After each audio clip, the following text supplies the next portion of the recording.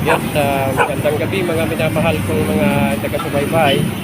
Yes, ginabi na nga kami sa pamimili ng bakal. So itinawag ito sa akin kanina na pick upin ko raw yung bakal. At ito na nga, medyo may kalayuan yung lugar kasi karito lang ang aming gamit. Wala kang ibang sasakyan, ito lang. Pinagtsagaan namin itulak pa baba. So pababa yun. Kaya pagbalik namin, may karga na kami. Hirap na kaming umakyat kasi packet yung kalsada. So, katulong ko yung misis ko sa pagtulak nitong kariton. So, awa ng Diyos, naiakat din namin at naandito na nga kami. At malapit na kami dito sa junk shop na aming pagpipentahan. So, punta namin ito.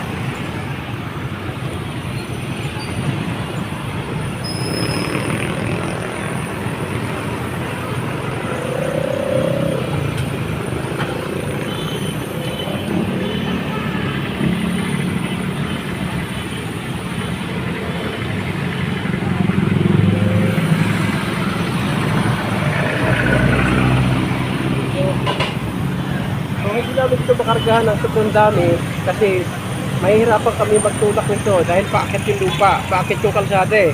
So kahit dalawa kami ng misis ko na nagtutulak nito, mahihirapan din kami magtulak. Kaya kami, nagkakbak ang pawis namin kanina dahil sobrang medyo paahong kasi.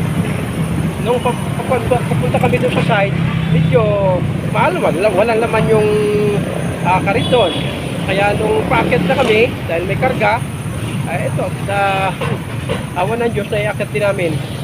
So, bukas, dahil pa namin natapos yung pagkuha ng pagtimbang ng mga bakal, babalikan namin yon at mga medyo dagdagan namin ng konti pa ang karga at hindi namin masyadong mapupuno kasi sobrang bigat na nun. Thank you for watching. Mabuhay po mga minamahal ko mga taga-subaybay. Please like and share po.